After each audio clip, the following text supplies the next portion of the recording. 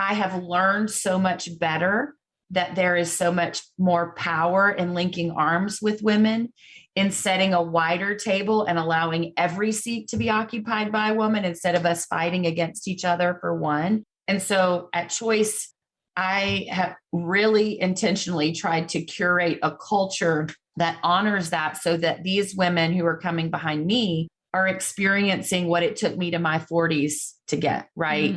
Yeah. I had to, scrape and claw my way to get to this place. But I want that to be the norm for them rather than the exception.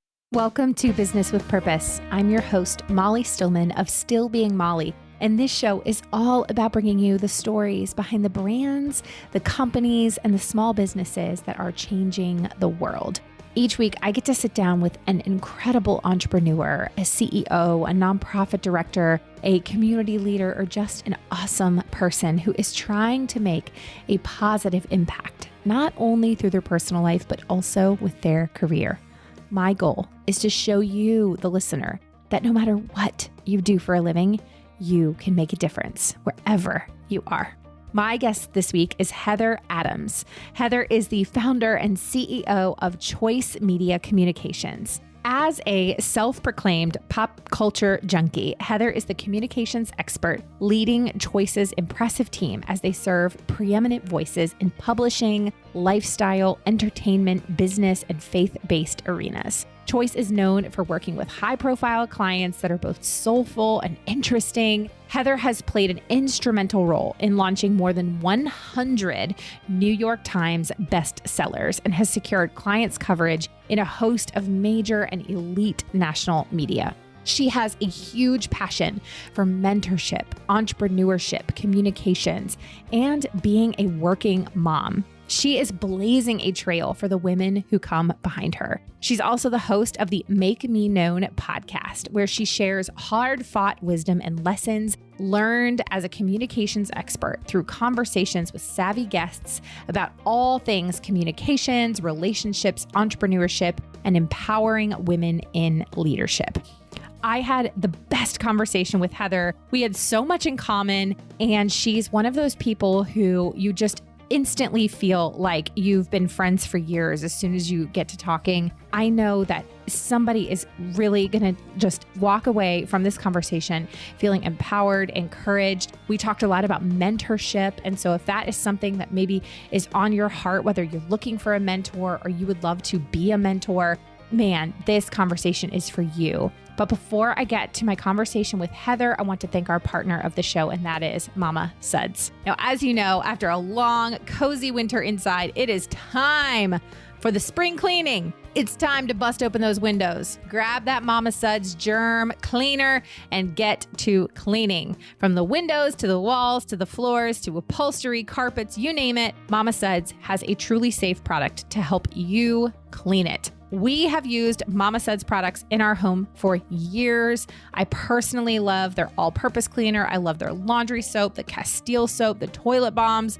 Oh my gosh, I don't think I've tried a product of Mama Suds and not liked it. I really, truly love everything, and they're effective. That's the other thing, is they're not only clean, they're not only safe, they're not only non-toxic, but they are effective. They actually work. So head on over to mamasuds.com. That's MAMASUDS.com. Use that coupon code MOLLY for 15% off your order. Now on to my conversation with Heather. Heather, I'm so excited for you to be here. Thank you so much for joining us. Welcome. Molly, it's such a pleasure. Thank you for inviting me. I feel such privileged company that I am in to be on the show. So thank you. Oh my gosh. Well, I have followed your work for quite a few years, and you're one of those people who, like, I've just kind of always known who you were, because I know you've worked with some of my friends over the years. And so you're just one of those people I'm like, I want to know her story. I want to know more about her. And so let's do that. Give us the Heather 101. Tell us who you are, what you do, and how you got to where you are today. Well, this ought to be fun. I mean, here we go. So I grew up just outside of Atlanta, Georgia, in a city called Marietta, which is where the new Braves Stadium is, for those people not super familiar. And I grew up in a really beautiful, idyllic, like family. I have a younger brother, and my mom and dad have been married for this year will be their 50th wedding anniversary. Oh, It's I just love that so insane how long they've been much. together. I know my husband and I are like goals with them. Yeah. But I graduated from high school and I went off to the University of Georgia. I'm a very proud Georgia Bulldog. It doesn't hurt that we are the reigning national football champions. So I'm very proud of that. And when I went off to Georgia, I decided to study communications in our journalism school. And I was specifically a magazines major. That's not even a major that's offered any longer. Oh my gosh. Looking back, I see God's fingerprints on all of this. I was the yearbook editor in high school. And I remember, Molly, my yearbook advisor telling me what a gift I had for storytelling. And so when I went off to college, I thought, I want to be a storyteller for a living. And so I thought I would do that through magazines. And so while I was at Georgia, I did an internship for the Georgia Secretary of State in his press office. And it was part of my degree was to get an internship in my communications realm, right? And so when I was there, this is long before Scandal came out and Olivia Pope was even in existence. But I realized that is what I want.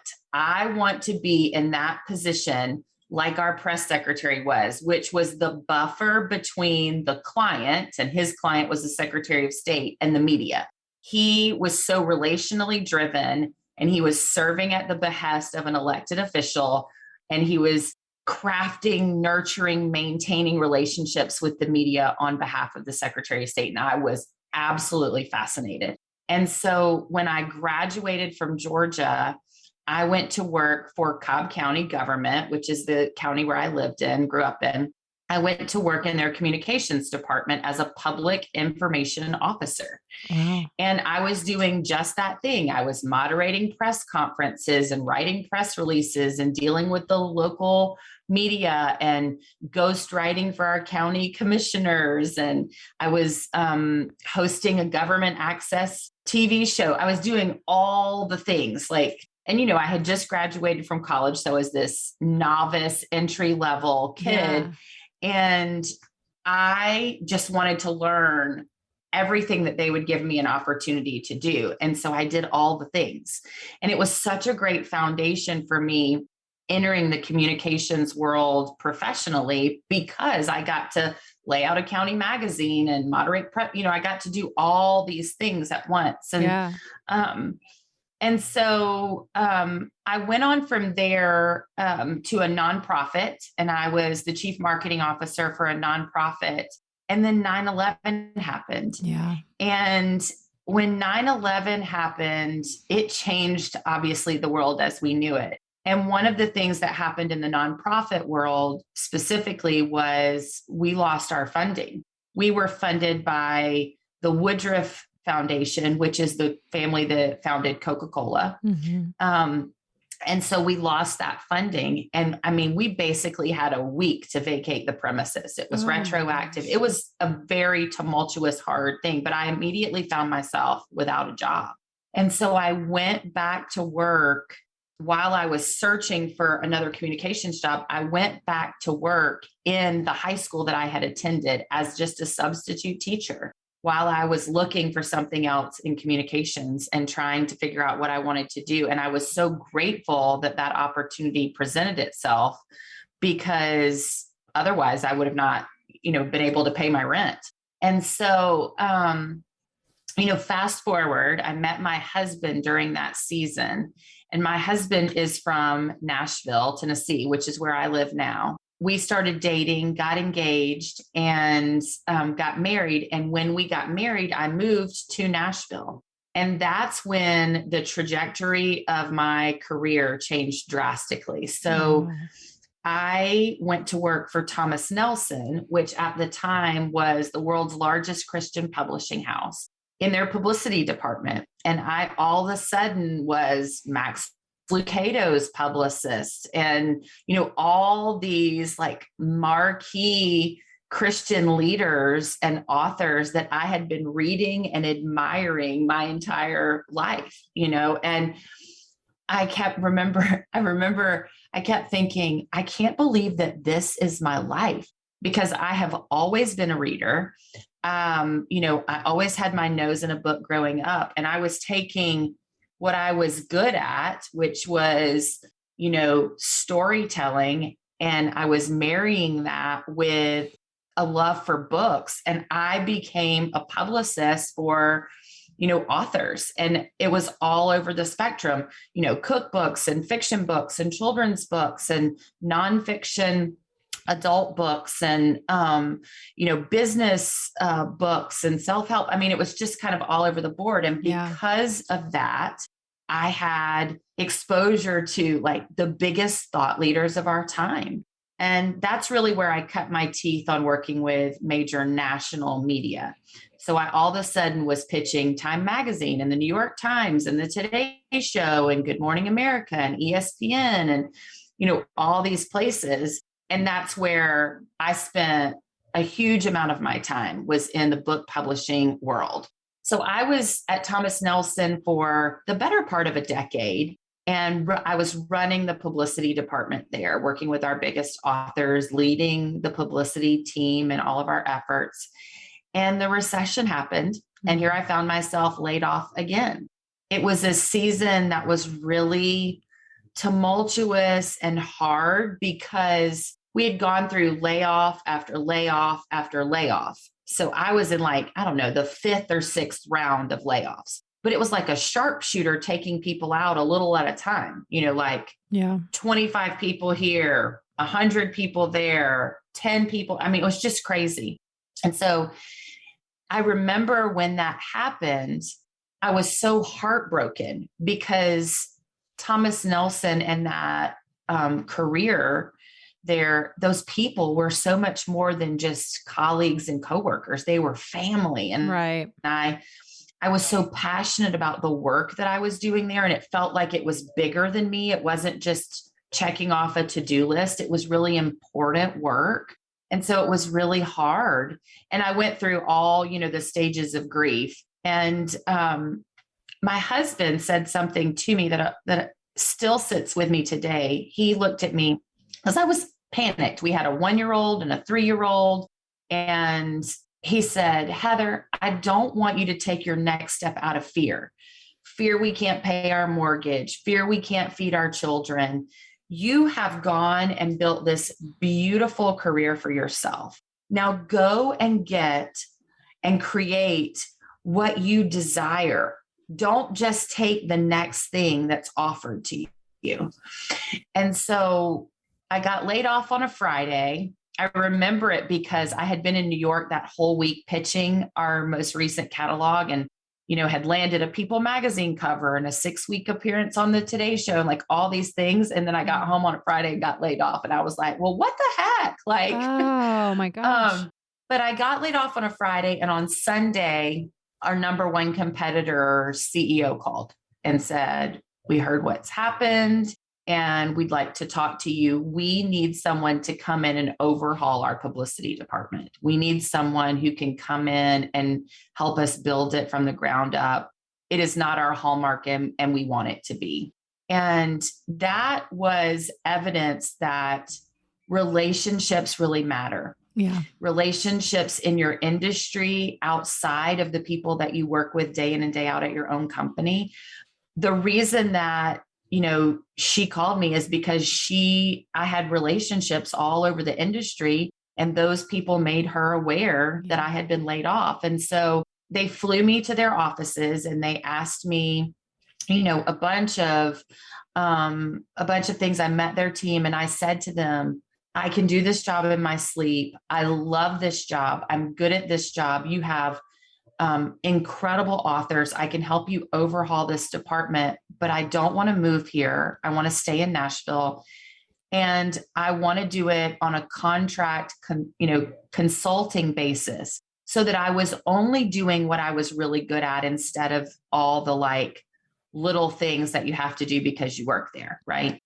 And I negotiated for myself and they agreed. Wow. And it was the first time, Molly, where I realized when someone has a problem and you have the answer and the solution, they will pay for that value that you bring to the table. Right. And I negotiated for myself. I ended up making double what I was making at Thomas Nelson, where I got laid off, and it was on my terms. So all that being said, when I look back now, I'm like, that was the first time I kind of advocated for myself and really understood the value that I brought to the table as an employee. Yeah. And then I did that for about 4.5 years and ran their department as a consultant, overhauled it, built up their team, realized what I was missing was leading my own team. I missed having that. And so that's when Choice, which is my company now, Choice Media and Communications, that's when we launched Choice. And Choice is about to be 8 this summer. So 7.5-ish years we've been around. And, we serve clients in the entertainment and lifestyle space.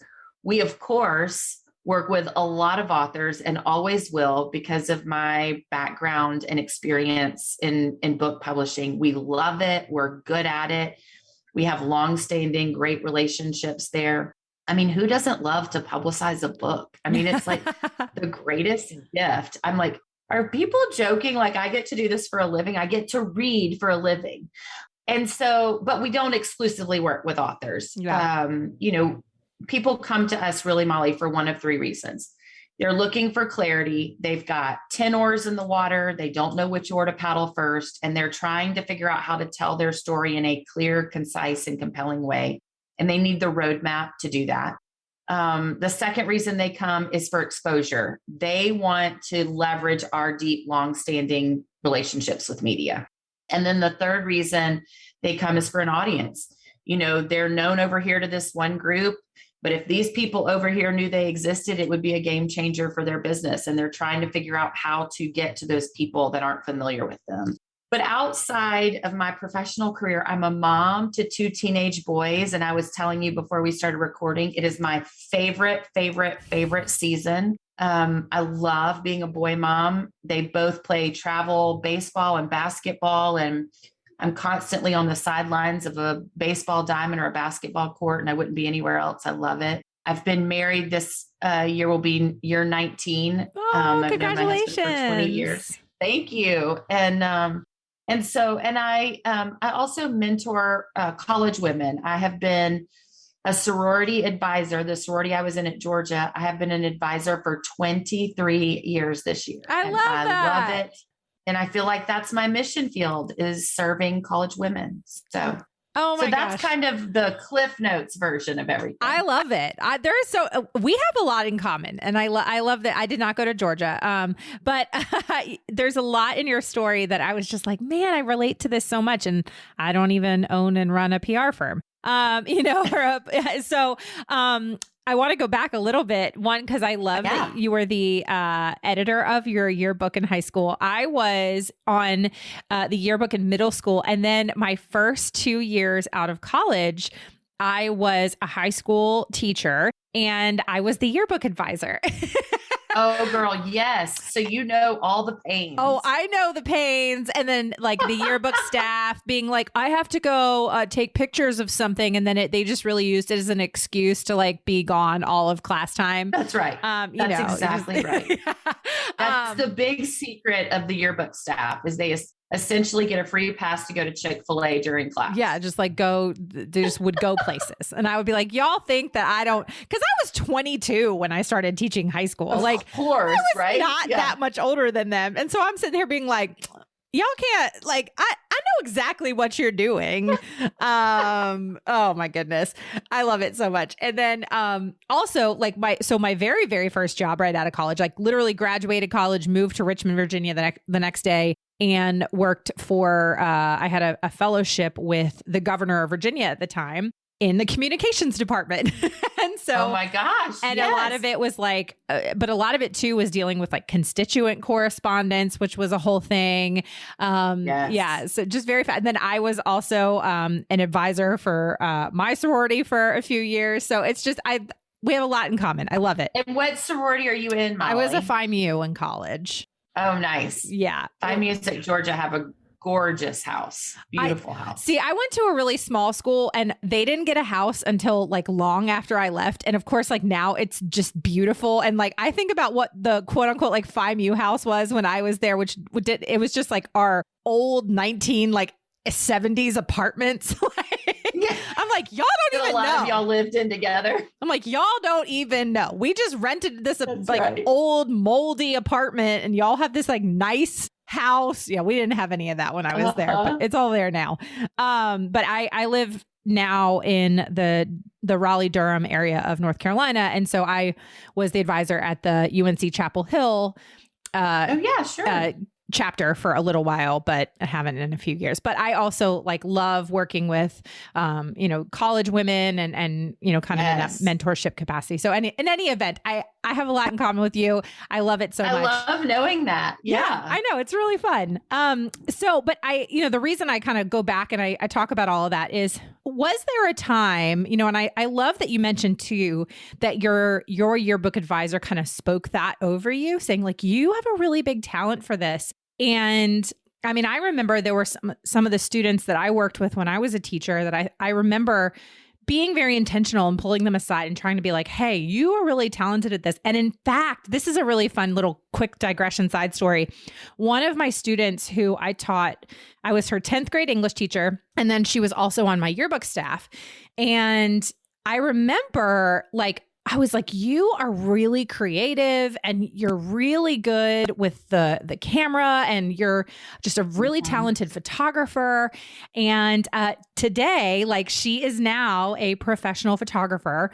And she actually, this past summer, she lives not far from me here in North Carolina, even though I taught her in Virginia. And she did, she photographed my updated headshots. And I remember thinking this is so fun. I haven't seen you in what a cyclical moment too, to be the one that inspired that in her or encouraged it in her. Yeah. And then for her to pay that forward to you with her talents later on. That's so special. It was really, really cool. But I think that it kind of speaks to what a little bit of what I know about you is that you had this teacher, and I'm sure that maybe there were even other adults in your life that, began to just speak over you. Hey, I see this talent in you. I see this skill in you. And now you're taking that and paying it forward and working in a mentorship capacity. So talk to us about those two connections, about what that was like for you as a young person, being encouraged and being mentored by somebody in your life, and how that then has translated to your passion for mentorship today. Well, I think, Molly, it all starts with somebody believing in you before you believe in yourself. Right. So Jolly Douglas, who was my yearbook editor, and Sandy Case, who was my 11th grade honors English teacher, both complimented me and encouraged me in my writing, in my storytelling, in my gift for communication. And because of that, I believed in my ability because they were validating that as someone that I admired, I respected, I looked up to, right? It's kind of like when I got to college and I was in the sorority, I'm an AOPI, and my chapter advisor, Mayneen Klein, believed in me as a leader and encouraged that and wanted me to run for office and encouraged me and told me, I see these qualities in you. You have so much potential. Let's bring that out. And it was that investment in me, that encouragement, that validation from these women, that it was before I believed in that myself, right? But because of them, I stepped out in fear, or I stepped out and took a chance. And you know what? A friend of mine and I were recently talking about just the mentors that I've had in my life. And I think you probably, Molly, could do the same thing. You can think back on your life up to this point, and you can pick out a handful of people that had a significant impact on the trajectory of your life in some way. When I got to Thomas Nelson, my boss, Pamela Clements, who is still my beloved mentor today, really poured into me. She took me to New York. She introduced me to all of her personal relationships with major national media. It was like she was passing me the baton, and she was saying, I believe in you. You can do this. And she equipped me so that I would be successful when I did those things. She's the one who said to me, hire better and smarter than you, and don't be intimidated. Know that those people are going to make you better and smarter. And, I look back at all those women, and I think I am standing here owning a business, leading an all-female team, serving predominantly female clients because of those women that poured into, developed, and empowered me. And I think it is my responsibility as a female leader to do the exact same thing to women coming behind me, to pass the baton back to them, to pour into them, and empower and develop them so that they can go and do those things, 20 years from now, like I've had the privilege of doing in my career. You and I are recording this on International Women's Day. I was just about to say that. I was like, how coincidental is that? I love that. It is. Well, and I just wrote a blog post today about how it's my responsibility to lead differently than I personally behaved.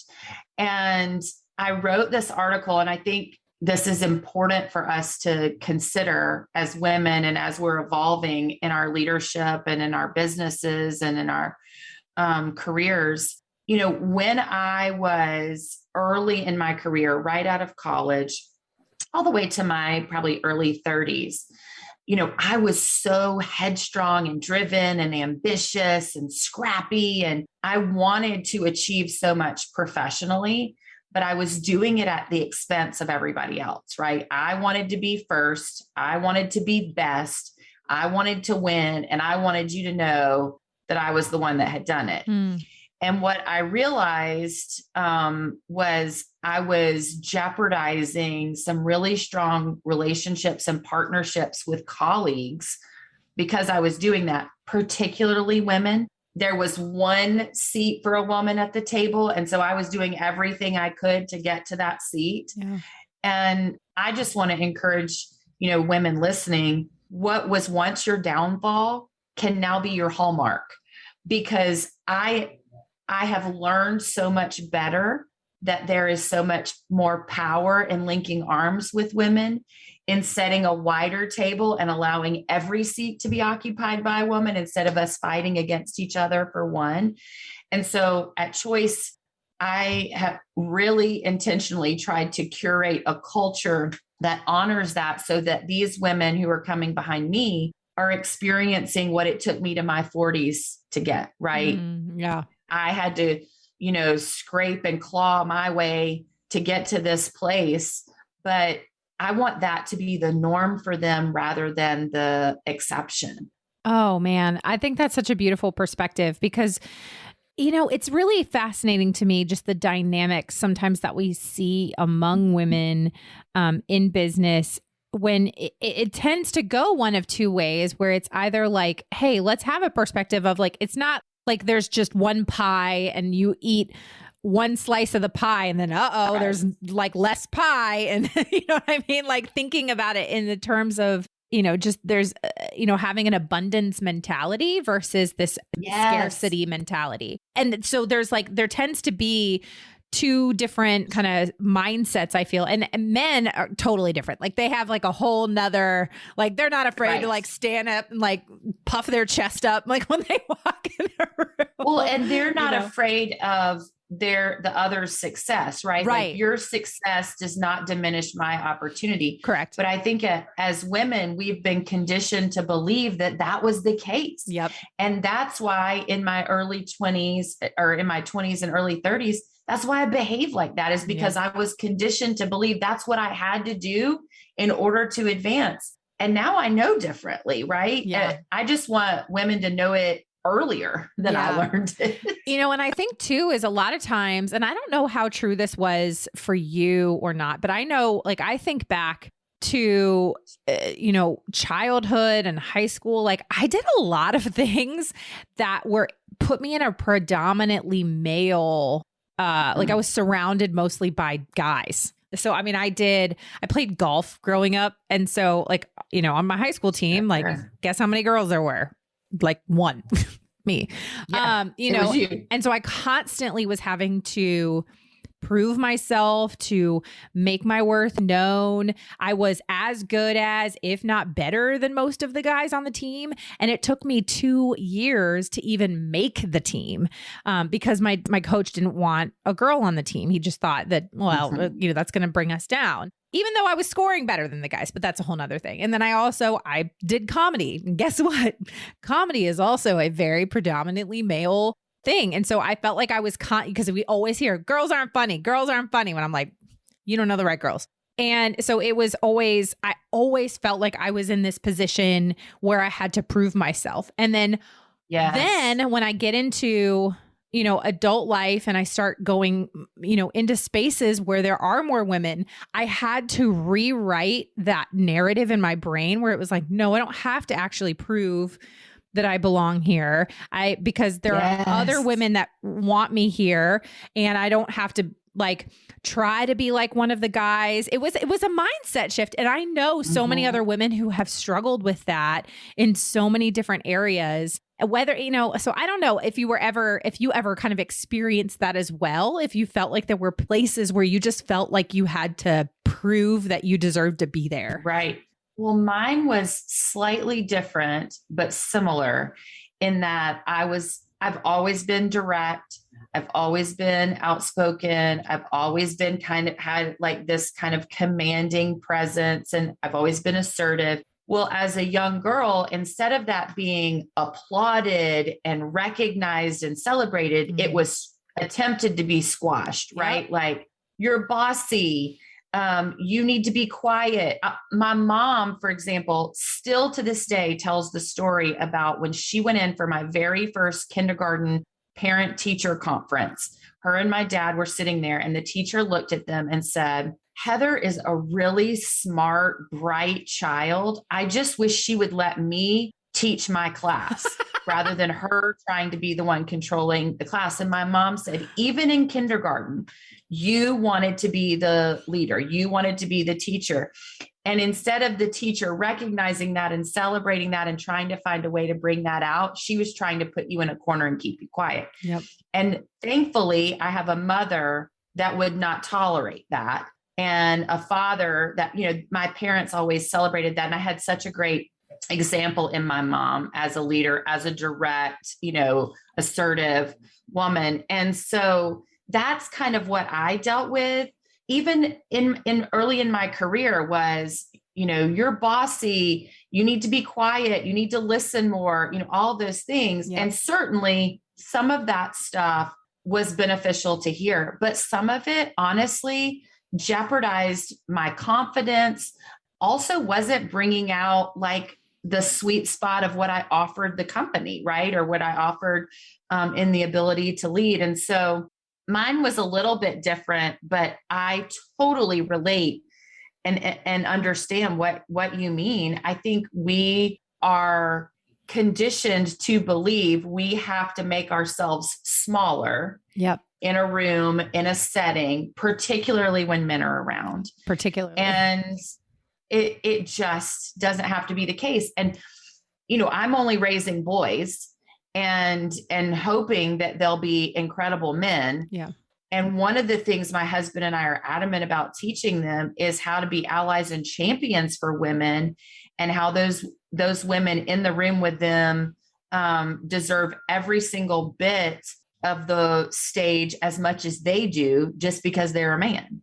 So yeah, I could get on a soapbox here, Molly, with you. I'm confident. Girl, well, here we go. I got I got all the feels about that because that totally same thing has happened to me and so many. And I think that there are right now can picture it in my mind's eye, believing by faith that there are women driving in their car right now or, folding laundry or, doing grocery shopping or they're doing something. Maybe they're working, whatever they're doing. They've got their earbuds in. They're listening to this conversation. They're going, yep. 100%. You're like, preach, sister, preach. That's sister. what I experienced too. Yes. I think that it is such a common female experience of just having, there's always, because same thing. I got in trouble in high school or, growing up in elementary school for talking in class. Yeah. And so now I get paid to talk because I have a podcast, exactly. For laughing too loudly. For being too assertive or, my parents always told this story of like when I was in preschool, if kids were playing a game that I did not want to play, I would just go and sit on the game. My parents thought that was like the funniest thing ever. For me. Yeah. Thanks, y'all. I would just be like, you know what, Molly? We're playing something else. Because you and I had that experience, I think it's our responsibility to change the narrative for the women coming behind us. Yes. That's why it's so important to me that the culture and environment at Choice is collaborative and we're championing and celebrating each other and we're helping each other. A win for one is a win for all. Yeah. And that's why on our podcast and at our Choice Summit and, in the women that we serve, as clients, what we're trying to do is make that the norm, make that common so that the women feel like this is the expectation I should be demanding of my workplace, as opposed to, oh, this is so rare. For the women who could be in one of two positions. One, they maybe haven't had a mentor. They haven't had somebody who has spoken into their life and their career. And maybe they're like in their late 30s or early 40s or 50s, and they're thinking of a career change and they're going, I haven't had that. So how they find that. And two, for the other person who's like, you know what, I did have that and I want to speak into that into somebody else's life. How do I go about doing it? And then this is sort of a third piece, and forgive me for asking like three questions in one, because we've got like the person who needs the mentor, the person who wants to mentor, and then how do we find that balance? Because this is something I've struggled with in wanting to mentor or find a mentor and not pulling a let me pick your brain. Oh, girl, I can definitely talk about that. You know exactly where I'm going with this. 100%. Okay, go for it, Heather. Let me go through all three of your things. Okay. So for the woman who is looking for a mentor, you haven't had one or you're seeking one out for the first time, there are two things I would tell you that you can do easily and well yourself. The first is to not downplay virtual mentors. So I will use Sarah Blakely as an example of one of my virtual mentors. Sarah Blakely is the founder and creator of Spanx. Yeah. She, just sold Spanx for $1 kajillion to Blackstone.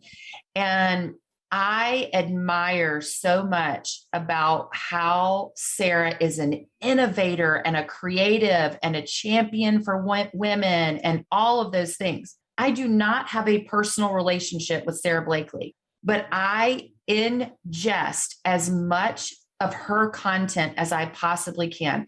I read every book she writes, every interview she does, I watch or read or listen to. I follow her on social media. I pay attention to what she's doing because I'm taking business principles and insights and things away from her, even though I don't have a direct relationship with her. So there are books you can read. There are podcasts just like Molly's that you can listen to.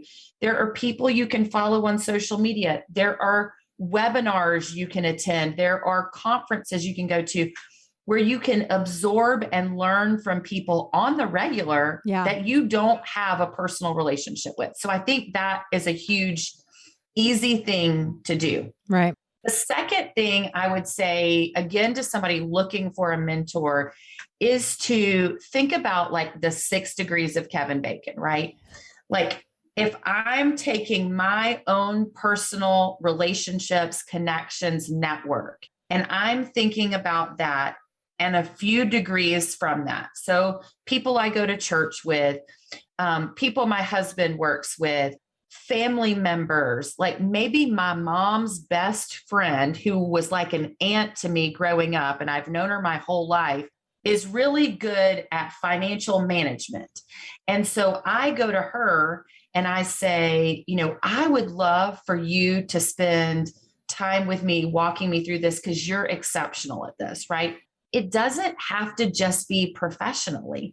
Like there's a woman at our church that I sought out a mentorship from because she and her husband have an exceptional marriage, and I want to have an exceptional marriage. Yeah. And so I wanted to learn from her in that capacity. I think so often we only think about mentors in the professional business sense, and I don't think it has to be limited in scope to that. So those are 2 things I would say, virtual mentors, and then the value of your network and a couple of degrees from your network.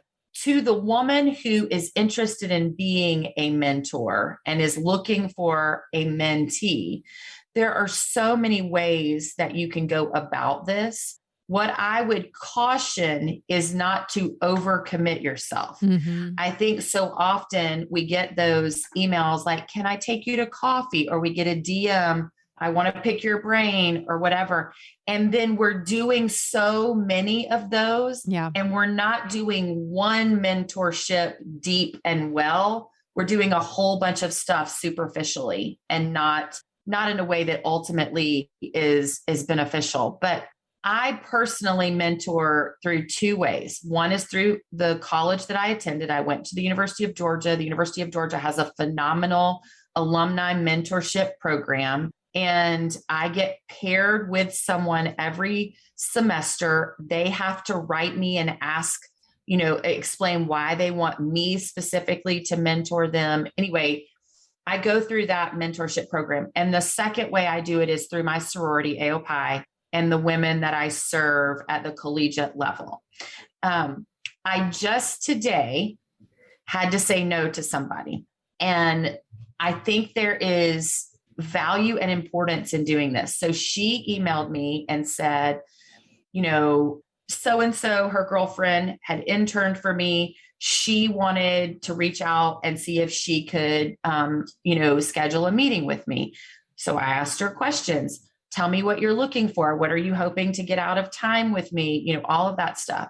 Well, come to find out, she just wanted to spend time with me because she's trying to get into a career in an area that I have a lot of relationships. So I went back to her and I said, I so appreciate your initiative, your ambition, and your drive for your career. And I'm so proud of you advocating for yourself. In this season that I'm in, it has to be a no right now because I'm committed to this, this, and this. I don't want to say yes to her and then it not be a beneficial relationship. Right.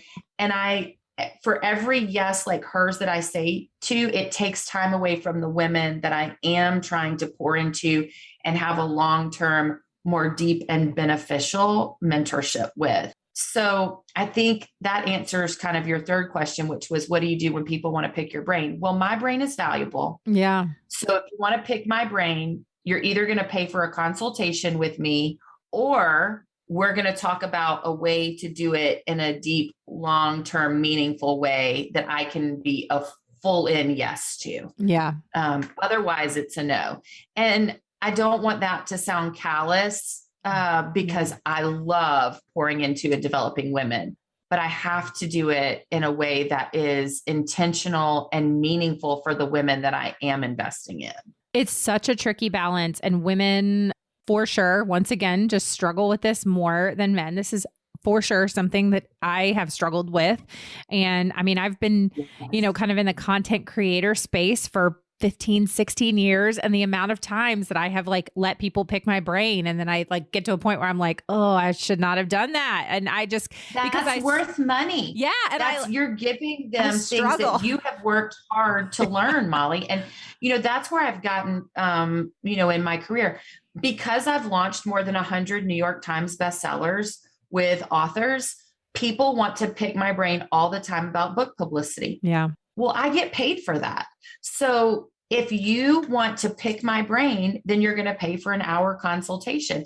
And otherwise, I'm not going to answer you at this point, because I have worked my tail off to get to a place where I have that experience and I have that know-how and I have that knowledge, and it's worth something. And so I think so often, to your point, women downplay the value that they're bringing. And so they take all these meetings and allow somebody to pick their brain for an hour over coffee, and then they're not getting anything out of it. And that person's getting everything from them. Yeah. 100%, 100%. And it's something I've gotten better at over the years, but I will admit I'm an Enneagram 2, and it's real hard. Oh, you're the helper. I am. You're just going to do it. And so I'm just until but I've gotten better. I'm working on it. I feel you. I'm working on it, but I know that it is something that, that women really struggle with. Whereas men will be like, yeah, I mean, sure, but I'm going to charge you $100 an hour or whatever. Like they're, not afraid at all to immediately no. And we have to advocate for ourselves because we've worked hard to get ourselves to a place where we have that value. Yeah. Oh my gosh. Okay, Heather, I have 100 other questions that I would love to ask you, but we're running out of time, which is just, just says how much fun we've been having. But before we get to the get to know you questions, what things are going on with you and with Choice this year? And, this is the time, tell us all what people should be checking out and have on their radar. Oh, thank you for asking that, Molly. Well, the day that this airs, is our Choice Summit. It's our 3rd annual Choice Summit. It is a conference for busy working women who are driven, ambitious, growing companies, leading teams, but who care about having a strong quality of life, who care about their mental health and their friendships and their relationships. But they also want to make money and want to do things in a quality, smart way. And so we bring in speakers from across the country, and they're tastemakers and thought leaders in their respective spaces. And so that is something that's huge that's happening for us. We have a podcast called Make Me Known, which I'm always super proud of and grateful to be able to be in people's ears, just like you are every single week. We also have a course. So for any aspiring authors that want to pick our brain about book publicity, we have an online course called Booked by Choice. And it's essentially book publicity 101 for anybody who is going through that process and doesn't want to get taken advantage of, wants to know how to do it, what to do, what questions to ask, all the things. We've got that. And of course, we would love to connect with everybody. Instagram is our favorite. And I know you'll put the links in your show notes to everything, but our website is just choicemediacommunications.com, but we'd love to connect with everybody there. Oh, that's awesome. Yes, I will have all of those links in the show notes for everybody to check out. And you're just, like I said, you're incredible. And I've had some of your clients on the show. And let me just say this too, and I'm going to say this while I'm recording. So as a podcaster, I get many pitches for people I hear you. to be on my show, like a lot. And it's great. And I think it is, but I have created, maybe this is a terrible thing to admit publicly, but I'm just going to do it because that's what we're doing. So I have an entire folder in my email inbox that I have literally titled Bad Podcast Pitches. Yes. Yes. Oh my gosh. I need to see them. I bet they are fantastic. Some of them are real bad. And I just want to like sometimes shake like PR agencies and just be like, guys, this is not how we do this. You could be awesome and you could for sure need to be on this show, but I'm not even going to finish reading this because this pitch is so bad. But terrible. The reason I'm saying this is because I know that every single time a pitch comes through with somebody who's like from choice, I'm like, I need to like look at this person. And even if it's Molly, like, thank you. So I'm just telling you I can't wait to tell the team that. That makes me feel so good. Because when I say I probably get anywhere between 10 and 15 pitches a day. And so I'm having to like really go through, and I can't read every single one. And the ones that I get where it's like 8 paragraphs, I'm like, I do not have time to read this whole thing. And when it feels like they've never listened to your show, they don't know what kind of guests you have on, they don't know the format. It's on a topic you would never talk about. Why? It's for an audience that's not listening to your show. You know, it's like why people? Or I hear you, girl. Or when I get like something that's like dear first name. Guys, the amount of times this happened. Or I kid you not, I'll get hey still. Like people think hey podcaster. And I'm like, guys, my name is literally in my Instagram name. Like it is not hard to find my name. Oh my gosh. So that makes me just sick to my stomach. It's so bad. I appreciate your compliments because that means a great deal. Yeah. We really, really try to do everything we can to make sure that we're offering, value to the people we're pitching and thinking through. That's why we have to be consumers of the media outlets that we're pitching, is so that we can pitch them effectively and well. And also that we're reflecting credit on our clients that we're representing. Yeah. Yeah. It's so funny. And I've had a couple times where like I've had a guest on, like I've had somebody on, they were great, but then I've gotten like 4 other emails from like pitching them like with it. And I'm like, I just had this person on like 3 weeks ago. How is this email like getting? Yeah, no, I'm not going to have them back anytime soon. They were on 3 weeks ago. Anyway, so I'm just sharing that because I just, there are a couple different agencies that if I get an email from somebody, I'm like, I'm gonna, even if the person's not like necessarily the right fit, I go, you know what? I need to read this because of the rapport that I have developed with like understanding. Totally. So anyway. Well, thank you for that. That means a lot. I thought I would share that with you. Okay. Heather, are you ready for the get to know you round? Oh, sister, I'm ready. All right. Okay. Number 1 is, what is your current guilty pleasure? Okay. I have a couple, and a lot of times we'll do them simultaneously. So Real Housewives, I love. Which one? The Real Housewives of Orange County and Beverly Hills and Salt Lake City. Those are my 3 that I'm like religiously watching. So funny story is my husband knows Vicky Gunvalson. I can't say her last name. Yeah, he like from he Orange has County. Yeah. He has like her number in his phone, which I think is so random and weird. Oh, that's so funny. Yeah. Oh my gosh, that's so funny. Well, Heather Dubrow is back on Orange County this year, and it is giving me life because I live for everything Heather Dubrow. The Salt Lake City season has been an absolute train wreck in the best way. And the reunion's been going. So I have been really having a good time watching Real Housewives. But for my birthday recently, my boys gave me a face steamer. Oh, and you're the second person to tell me about these. Oh my gosh. Listen, game changer. I've been sitting watching Real Housewives while I do a 15-minute facial steam. I put a little bit of lavender or rose oil in it while I'm doing it. I am so obsessed with it. And the last little guilty pleasure that usually is happening also while I'm watching Real Housewives is the Trader Joe's milk chocolate peanut butter cups are the best thing ever. Ever. They're so good. They are so good. So that's my trifecta of my guilty pleasures right now.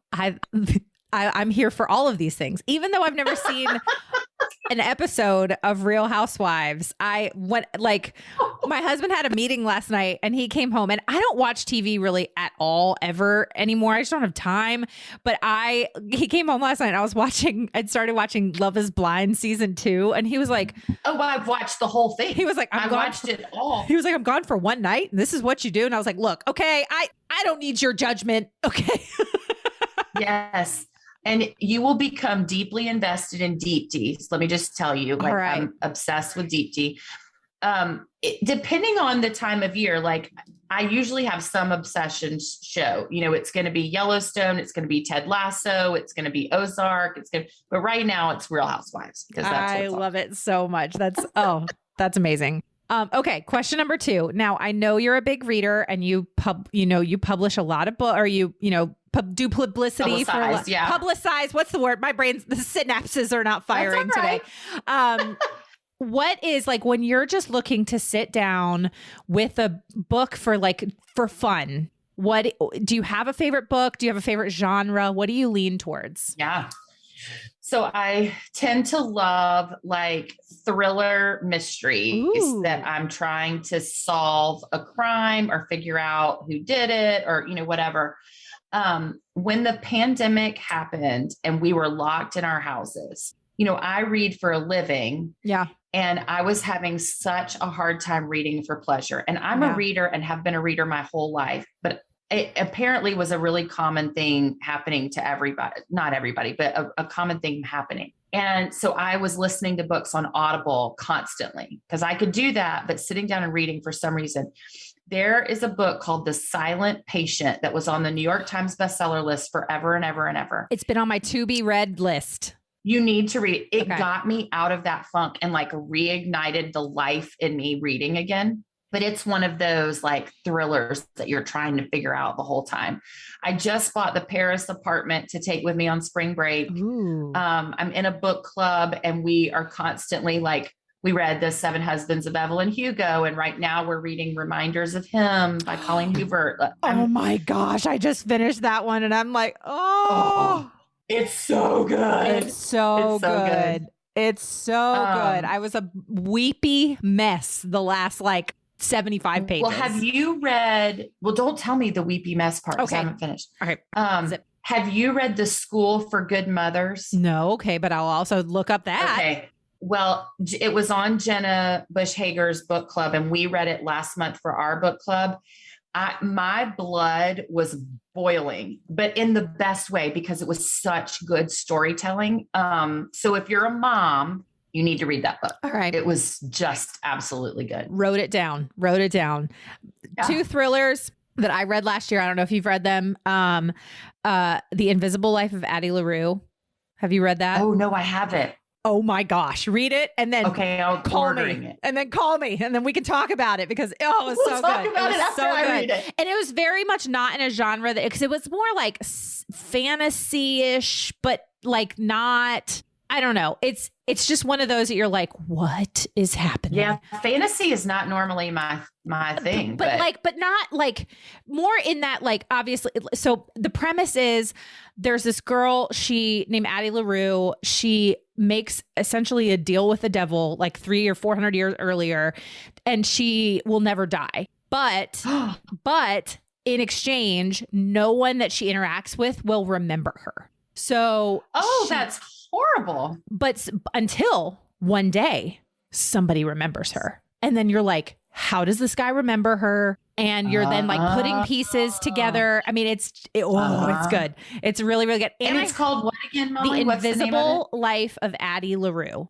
Okay, I'm going to have to order that. I want to say that I've heard rumblings that there's either going to be a movie or a series on Netflix made out of it, which I would 100% be in support of. And then the other one was The Last Thing He Told Me by Laura Dave, something like that. Also very, very good. So anyway, throwing those recs out. I'm always here for book recommendations. I could talk books all day. I am the one everybody asks because I work in the industry. So everybody wants to know what I'm reading or what I'm working on so that they can go read it. But yeah, I love it. I love that. Oh, so good. Okay. And then my last question, this is the question I ask all my guests. And that is, what does it mean to you to run a business with purpose? I love that this is the last question you always ask.